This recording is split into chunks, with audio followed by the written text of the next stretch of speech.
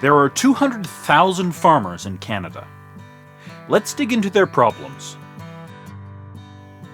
Welcome to the Hands That Feed Us on tour. I'm Devin Cook, and I'm driving across Canada to find romance. But not the kind you think. I'm looking for the romance, the big ideas, the ambition, and the sheer bloody-mindedness that can rebuild Canada's economy. I always like it when someone can push back on an idea that they've encountered in my film. And today I found that in Minnedosa, Manitoba. I met a banker who disagreed with the idea that bankers make lending decisions based on the collateral value of the land more than how much money a farm can earn. The conversation started with the idea that if you want to get into farming, land prices are crazy. What is crazy about land prices? And I'd love to hear how it relates to this place. The only way you can farm is if you've got family that's farming. Otherwise, it's prohibited. But that wasn't always the case, though, Cindy. No, no. We're city people from Saskatoon. We bought the farm in 1972. And two people working. Sharon was a teacher. I was a biologist with federal fisheries. In 2 or 3 years, you could save up enough to buy an economic unit cash, which is what we did. And that was because presumably the price of wheat was $1 a bushel back then. And then wheat started to move a couple of years later, and the price of land took off. And it seems to me it's following commodity prices.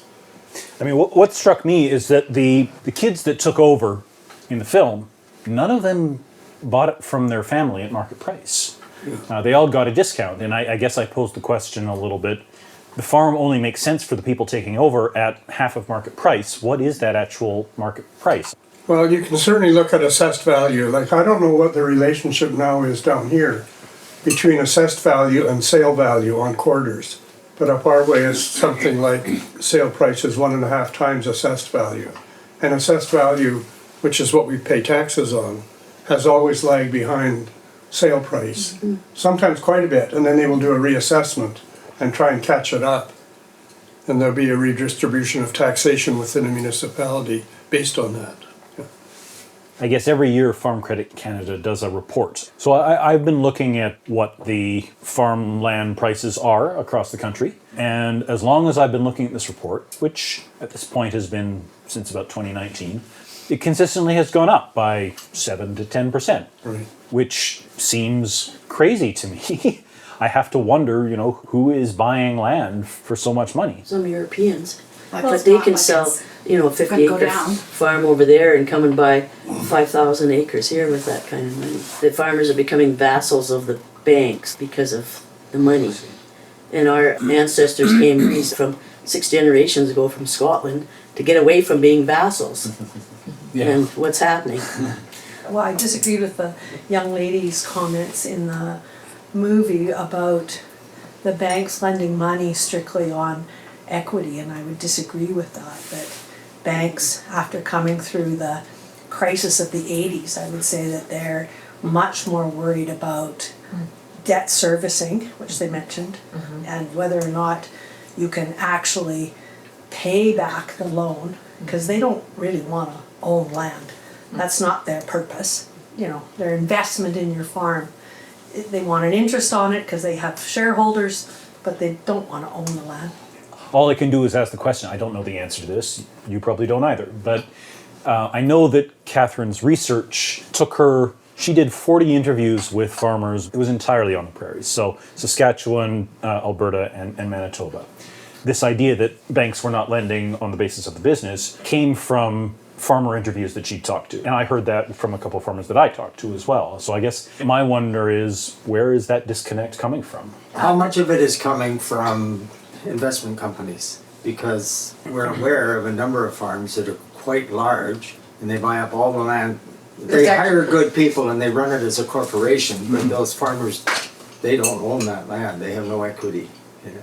The thing that surprised me when you were talking to the big grain farmer, May I finish, he Peter? said all he hoped to do by the end of his life on the farm was to be able to make his payments to the bank. He would never own it. All he wanted to do was to be able to service his debt. So in some ways, the banks do have control of the land, because all the farmer is doing is paying his interest and a bit of the principal, and will never own that land. Yeah, I mean, I think the point is that even if title rests with the farmer, if the decisions are being driven by the financial backer, Yeah. there's a little bit more control that the bank has that is just strictly title. Well, one of the concerns that I had was, the assumption was that you were gonna sell the land and then you would get rich. And I would dare say that every farmer in this room is saying, no, I don't wanna sell the land, right? But when you transfer it to the next generation, you can't transfer it at fair market value. Well, that speaks to that, really. I'm not an expert on the tax structure. I know there are some issues with just giving land to the next generation because I believe it gets assessed at fair market value and then you pay capital gains on it regardless. And I think that's a quirk of our tax structure that is getting in the way of a little bit of succession. I hope I'm right on that point. I'm not a tax expert. Something that didn't come up is that we started farming a couple of years after, or purchased land, I should say. We didn't start farming right away back in the 70s. And interest rates at that time, people don't realize it, but we were paying 15%. Yeah. And young people now, although the land is 10 times the price, some of the mortgages now are like 2.5% sort of thing. So, you know, we were paying a small fortune. And for us, because we came from the city, of course, I went to MACC and they go, oh, I wanted 25 cows. They pulled out their little book and said, well, an economic unit nowadays is 75. We'll loan you money for 75 head, but not for 25. So I told them what they could do with that. But you know what, the system's sort of skewed against you. Yeah. Well, it's all business. It's more rather than people. So I'm interested in that tension. It's all business versus, yeah, you do have to make money. And I guess the way that you cope with this really difficult economic situation is you do focus on the sustainability, and you have to have the second job. You have to find a way of turning it into a business. It's not a simple solution, but chasing that romance is how you build something that does eventually grow into something that I use the analogy of a family. It's like you create a life, and then that life has a life of its own eventually, and you have to pour your soul into it to begin with. I don't know how you get around that. Everyone in this room agrees the romance part absolutely behind agriculture. So It takes a long time though. I'm from the city. I grew up with 2 paychecks. You just that other side where you realize, okay, we're farming for not just some reasons. We're farming because somebody loves doing it. Like, 'cause it doesn't sometimes balance. And it's nice to raise cows. It's a nice feeling to raise animals in the best possible way we can. I mean, there wasn't a lot of money to be made, or whether there was any to be made, it sort of circulated. But it was a very nice feeling to know that we raised good beef. That gave us a feeling of pleasure. And was that feeling of pleasure enough to keep you going? Yeah, we started with no debt, so that was no big deal. Like I say, we had city jobs and we bought the place for cash, so that makes a big But difference. when land didn't cost very But much. we also did a bit of off-farm work, which was essential to our operation. That's probably the same for everybody in this room. That was something that I really learned from my trip, is to stop thinking about it as, okay, this is a job. And you know, if my expectation is then, okay, no, I'm having a life and I'm farming and then I'm filling in the income gaps by, working in construction or grading roads or whatever. Yeah. It's not a job. And if you treat it as a job, you will quit very quickly, I think, because it's a lot of work and not a lot of pay. But that's part of our issue, and Joanne could speak to this, is how do you attract people to come into the industry? And I think it's like, what is it, less than 16% of new entrants are under the age of 35. That's an issue for longevity in the business. I think there are a lot of young people looking at their lives ahead and going, I don't know how this is going to work. This is not the life that I want. And most of our youth are in cities. They don't know that it is possible to live in a different way. That is my cultural answer to that. The other is I've spent a lot of time with the National Farmers Union, and the National Farmers Union has had a generational shift. It is now largely younger farmers. And we've done some work with this, and we have wanted to push back against this idea that young people don't want to farm. I think the barrier really is young people can't get into farming. I think there's a lot of people like me that looked at the numbers and gave up. And I would give the example of McGregor in the film at the end. He's the grandson that was hoping to take over Susan Manilouk's cow-calf operation. he went down the road a little bit. He finished his business degree, and he did not end up taking over the farm. He's now working in a microbrewery in Sylvan Lake. It was too daunting to take on that scale of farming with the resources that he had and figure out how to raise a child and all that. Like the practical barriers are quite high. Well, that's where it takes a societal shift. You're wondering what we can do. Well, the first thing you have to do is quit voting for Tweedledee and Tweedledum, because they're never gonna make that shift. Well, the trouble is, there's such a huge disconnect. At one time, everyone had grandma and grandpa on the farm, and they were out there in the summer, and they had some exposure to the farm. Well, none of them do anymore. So they don't even know about anything about what goes on in farms. So maybe we need exchange programs between city dwellers and farmers instead of going off to Timbuktu for an exchange. Yeah, and there's an organization called Farm Folk City Folk that is designed to do that. I think they're not as active as they used to be. But there is interest in the city, but yeah, they don't know what they don't know, as you say. So I really do think that bringing the possibility and bringing a different kind of farming. I think the idea that you have to be giant and big does not resonate with the young people that want to farm. The young people that I know that are getting into farming they're market gardeners. They're selling direct to consumer. Yeah. They're selling sides. They're starting on a very, very small scale, which is the scale that you can do when you start. Can't do it. I disagree. Lived it. My son and his wife have tried doing market gardening, and you can't do it. We need to be close to Winnipeg. You need to have more than themselves working their 15, 16-hour days.